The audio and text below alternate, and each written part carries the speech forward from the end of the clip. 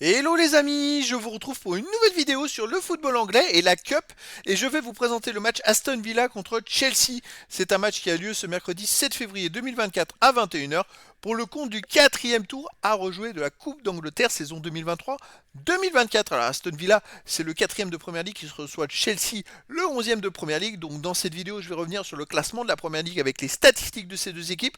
On verra ensuite le classement des meilleurs buteurs et passeurs de ces deux équipes pour ces deux équipes en Première Ligue. Puis on enchaînera par les 10 derniers résultats, toutes compétitions confondues et les stats. Et on terminera par les compos d'équipes et tactiques éventuelles, ce qui nous permettra d'avoir une idée, une tendance à ce match. Pour ceux qui souhaitent voir ce match à la télé, sachez que vous pouvez le voir sur beIN Sport 10. Alors en Première Ligue, on a donc Aston Villa qui est quatrième avec 46 points en 23 matchs, 14 victoires, 4 nuls, 5 défaites, 49 buts marqués, 30 encaissés, plus 19 de différence de but. Ils réalisent une très très bonne saison, ils sont qu'à 5 points du premier Liverpool. Voire 6 si Manchester City gagne son match en retard et devient premier. Chelsea de son côté est 11e avec 31 points en 23 matchs, 9 victoires, 4 nuls, 10 défaites. 38 buts marqués, 39 encaissés, moins 1 de différence de but. Alors Chelsea est quand même à 15 points derrière Aston Villa au classement. Ça fait un sacré écart.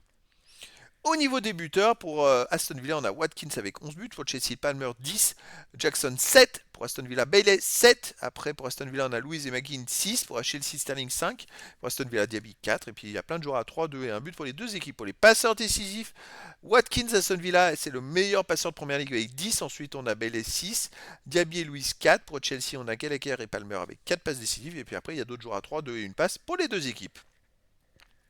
Les 10 derniers résultats, toutes compétitions confondues. Alors, Aston Villa, c'est 4 victoires, 4 nuls de défaite, 16 buts pour 11 comptes, plus 5 de différence de but. Effectivement, il reste sur une belle victoire de Sheffield United qui est dernier quand même. 5-0, je crois qu'ils ont marqué les 5 buts en 47 minutes. Avant, ils avaient enchaîné 3 matchs de suite sans victoire avec 2 nuls et une défaite. Mais c'est quand même une équipe qui est très costaud, qui est plutôt régulière dans l'ensemble. Alors chez eux, ils restent sur une défaite contre Newcastle 3-1. Une victoire contre Burnley 3-2, un nul contre Sheffield United. Voilà, en première ligue, ils avaient fait un partout contre Sheffield, alors qu'après, ils sont allés gagner 5-0 là-bas. Ce qui est assez étrange.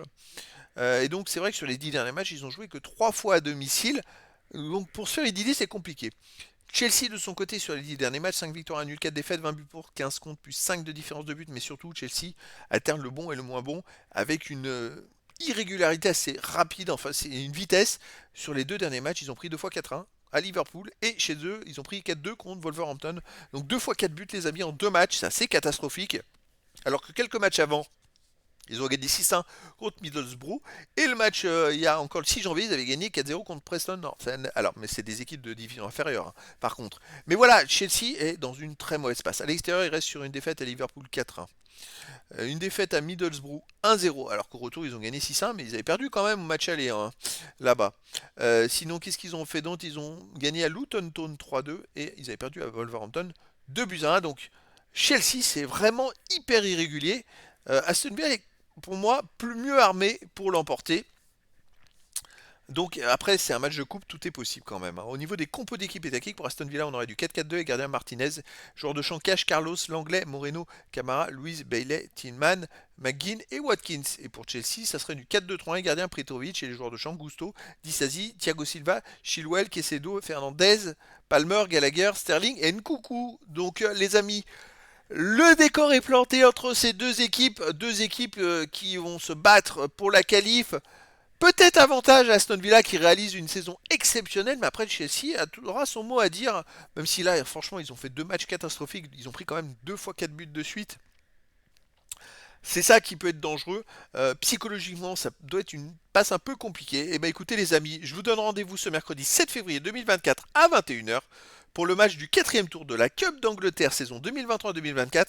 Aston Villa, qui est le quatrième de Première Ligue, reçoit Chelsea, le 11e de Première Ligue. Voilà les amis, je vous dis à très bientôt pour une nouvelle vidéo.